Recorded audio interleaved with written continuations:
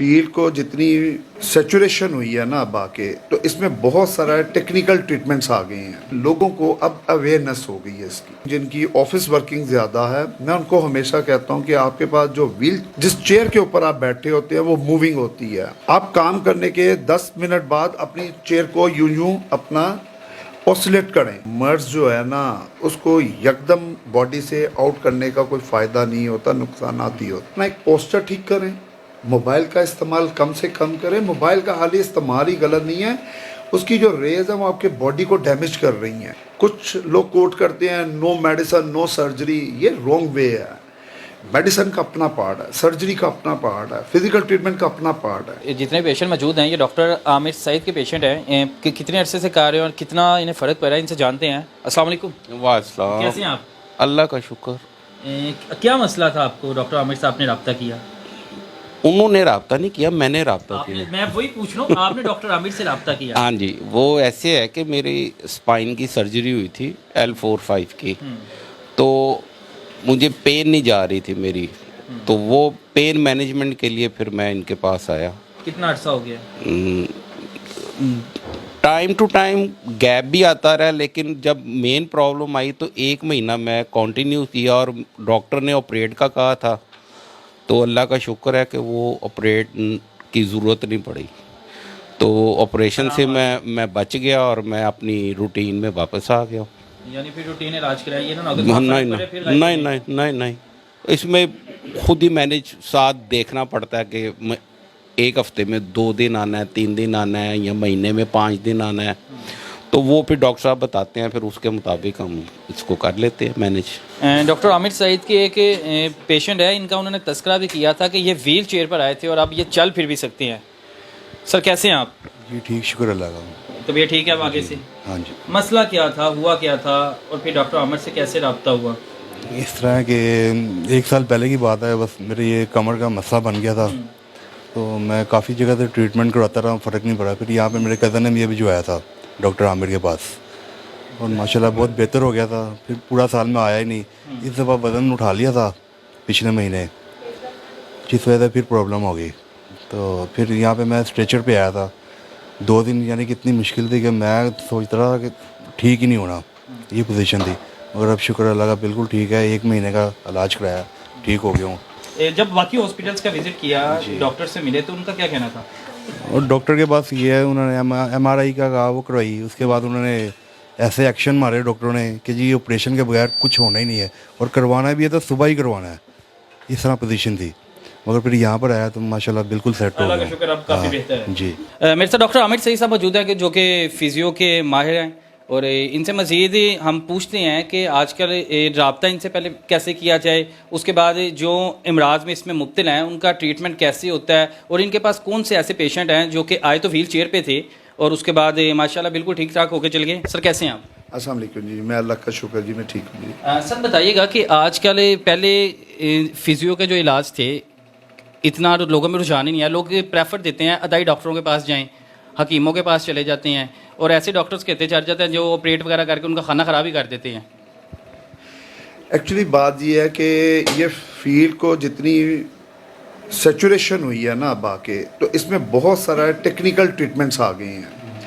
पहले आज से 15 से 20 साल पीछे चले जाएं तो इसमें इतनी भी टेक्निकली जो ट्रीटमेंट थे वो बहुत कम थे। अब इसके अंदर इतनी सेचुरेशन आ गई है कि आप एक पेशेंट को जिसको बैक एक है, जिसकी डिस्क इंजरी है, उसको आप बजाय ऑपरेशन के आप उसको बाय फिजियोथेरेपी, डीकम्प्रेशन थेरेपी और डिफरेंट मोडालिटीज़ के ज़रिए आप उसको रिकवर कर सकते हैं। बेसिकली तो डिस्क एक पानी है ना, वो पानी आउट होता है और एक नर्व के ऊपर आके चिपक जाता है। तो जो ही अगर अब इसमें इतनी टेक्नोलॉजी आ गई है कि आप उसकी स्वेलिंग एरिया को कम कर देते हैं, डिस्क को वहाँ ड्राइनेस में चले जाते हैं, और डीकम्प्रेशन के ज़रिए आप डिस्क को वापस लेके जाते हैं। जब वो जाती है तो पेशेंट नॉर्मल होना शुरू हो जाता है। तो मेन मकसद ये है कि लोगों को अब अवेयरनेस हो गई है इसकी कि हमारा एक्चुअल ट्रीटमेंट किसके पास है। फिजियोथेरेपी से लोगों की 90% मेडिसिन कम हो जाती है। बैकएक होने की जो मेन कॉज है वो आपकी सबसे पहले डाइट भी है। आप डाइट में जंक फूड्स बहुत ज़्यादा खाते हैं, प्रिजर्व ड्रिंक्स बहुत ज़्यादा पीते हैं, जिनकी वजह से आपका कैल्शियम लेवल कम हो जाता है। अब अगर आप लोगों के कैल्शियम लेवल आप 10 बंदे बैठे हुए इनमें से कराएं तो 8-9 आएगा, क्योंकि दूध का इस्तेमाल नहीं है, जंक फूड ज़्यादा खा रहे हैं, जूसेस का इस्तेमाल ज़्यादा है, बाइकार्बोनेट ज़्यादा यूज़ कर रहे हैं, उसकी वजह से हमारा कैल्शियम लेवल कम होता है। उसके बाद आ जाए हमारा बैड पोस्चर, उसके बाद आ जाए हमारा excess use of the media like mobile, laptops and different चीज़। उसके बाद आ जाएँ तो हमारा है कि हमारा वर्किंग आवर में हमारा पोस्चर, इनमें बहुत ज़्यादा जजेस, ब्यूरोक्रेट्स, डॉक्टर्स, ये सबको इन चीज़ों का इशू इसलिए है कि उनकी जो वर्किंग आवर है वो ज़्यादा और उनका पोस्चर ठीक नहीं होता। तो इस वजह से ये अब मर्ज बढ़ रहा है बहुत ज़्यादा। ये मोबाइल यूज़ की, लैपटॉप यूज़ या एक जगह काफ़ी देर कंटिन्यू बैठने से भी ये मसाइल पैदा हो जाते हैं। बहुत ज़्यादा पैदा होते हैं। मैं तो अक्सर जो लोग वर्किंग, जिनकी ऑफिस वर्किंग ज़्यादा है, मैं उनको हमेशा कहता हूँ कि आपके पास जो व्हील, जिस चेयर के ऊपर आप बैठे होते हैं वो मूविंग होती है। आप काम करने के 10 मिनट बाद अपनी चेयर को यूं अपना ऑसिलेट करें, ताकि आपकी बॉडी की जो है ना सर्कुलेशन इंक्रीज हो, एक जगह स्टक ना हो। सर इसमें ये भी आता है कि चिड़चिड़ापन भी बहुत ज़्यादा हो जाता है जब आप एक जगह स्टक रहते हैं। इसको कहते हैं पैनिक अटैक्स हो जाते हैं ना। देखिए आपकी बॉडी स्टिफ हो गई, मेंटली स्ट्रेस आ गया, तो फिर जाहिर आपने अपना चिड़चिड़ापन अपने वर्कर पे ही निकालना होता है। तो ये होता है। इसीलिए अगर आप डीप ब्रेथ करें, काम करते करते 10-15 मिनट बाद अपनी चेयर को थोड़ा सा रिलैक्स करें यूँ, फिर आप अपने डीप ब्रीथ लें, थोड़ा रिलैक्स हो, फिजियो करते जाएं, अपनी बॉडी को मूव करते जाएं साथ साथ, तो उस पे बंदे को या मेल एंड फीमेल को कभी प्रॉब्लम नहीं होगा। और अगर है प्रॉब्लम तो वो अग्रेसिव नहीं होगा, बल्कि कम होना शुरू हो जाएगा। हमारे जो पाकिस्तानी हैं उनकी कोशिश यही होती है कि जल्दी सारा काम हो जाए, तो जल्दी के चक्करों में मेरे ख्याल से अपना बेड़ा गर्क कर देते हैं, क्योंकि फिजियो का जो ट्रीटमेंट है वो थोड़ा लंबा होता है ट्रीटमेंट। क्योंकि देखें कोई भी मर्ज जो है ना, उसको यकदम बॉडी से आउट करने का कोई फ़ायदा नहीं होता, नुकसानात ही होते हैं। अगर आपका ब्लड प्रेशर देखें, आप फिजिशियन के पास जाते हैं, आपका ब्लड प्रेशर बहुत ज़्यादा हाई है, तो वो ये नहीं करता कि आपको सडनली मेडिसिन देकर तो ब्लड प्रेशर फ़ौरन ड्रॉप कर दे। उसके 100 नुकसानात हैं, वो ग्रेजुअली नीचे लाते हैं। सेम इसी तरह आपके जॉइंट्स पेन और कमर पेन, जितने भी बॉडी में मसल पेन, इनको ग्रेजुअली आराम आना होता है। पेशेंट समटाइम एग्जॉस्ट हो जाता है कि जी देखें हम पिछले महीना 1.5 महीने से हमें लग गया, हम अब आके ठीक हुए हैं, लेकिन वो ग्रेजुअली अपनी नॉर्मल लाइफ में गए हैं, ना कि एक इंजेक्टेबल स्टीरॉयड इनके ऊपर जाके गए हैं। तो इसलिए ट्रीटमेंट को अकॉर्डिंग टू उसके SOPs के मुताबिक ट्रीट करना चाहिए इलाज को। सर कोई हमारी जो यंग जनरेशन है उसको कोई पैगाम देना चाहते हैं? उनको यही पैगाम है कि अपना एक पोस्चर ठीक करें, मोबाइल का इस्तेमाल कम से कम करें। मोबाइल का हाल इस्तेमाल ही गलत नहीं है, उसकी जो रेज है वो आपके बॉडी को डैमेज कर रही हैं, आपकी समात को, सुनने की समात को कम कर रही हैं, आपके ब्रेन के ऊपर इफेक्ट ज़्यादा कर रही हैं। क्योंकि डेफिनेटली कंपनीज कभी भी इन चीज़ों को नहीं हाईलाइट करेंगी, क्योंकि बंद हो जाएंगे ये सारा कुछ। तो आप खुद अवॉइड करना सीखें।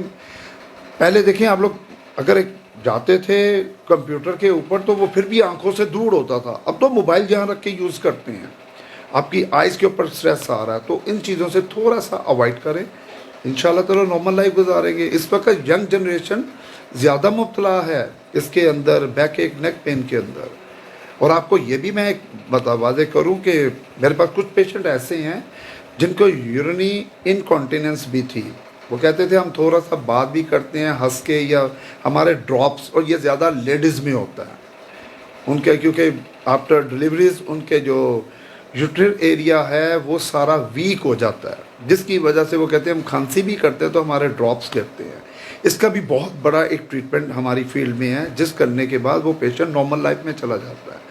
बेसिकली इसकी अवेयरनेस करनी चाहिए, जो हम अनकरीब पहले भी कर रहे हैं, अब भी मल्टीमीडिया के ज़रिए मैं बहुत ज़्यादा अवेयरनेस लोगों को दे रहा हूँ कि आप लोगों के ट्रीटमेंट मौजूद हैं, अगर आप ढूंढने की कोशिश करें, बजाय कि वो आप एक डॉक्टर या किसी भी मोहल्ले के डॉक्टर के पास जाएं और वो आपको एक मेडिसिन दे दें, आप मेडिसिन खा रही हैं, समटाइम फ़र्क पड़ता और नहीं पड़ता। आपने मेन कॉज को ट्रीट नहीं किया कि जो मसल आपके वो वीक है, आपने उनको स्ट्रेंथ नहीं किया। अगर आप उनको स्ट्रेंथ कर लेते तो आपको मेडिसिन भी ना खानी पड़ती। इसलिए this is a combination of treatment. कुछ लोग कोट करते हैं नो मेडिसिन नो सर्जरी, ये रॉन्ग वे है। मेडिसिन का अपना पार्ट है, सर्जरी का अपना पार्ट है, फिजिकल ट्रीटमेंट का अपना पार्ट है। आप फिजिकल ट्रीटमेंट से सर्जरी को लेस करवा सकते हैं, आप फिजिकल ट्रीटमेंट से मेडिसिन को लेस कर सकते हैं, ना कि आप सर्जरी और मेडिसिन को ज़ीरो नहीं कर सकते। वो एक भी बिग फील्ड है, ये भी एक बिग फील्ड है।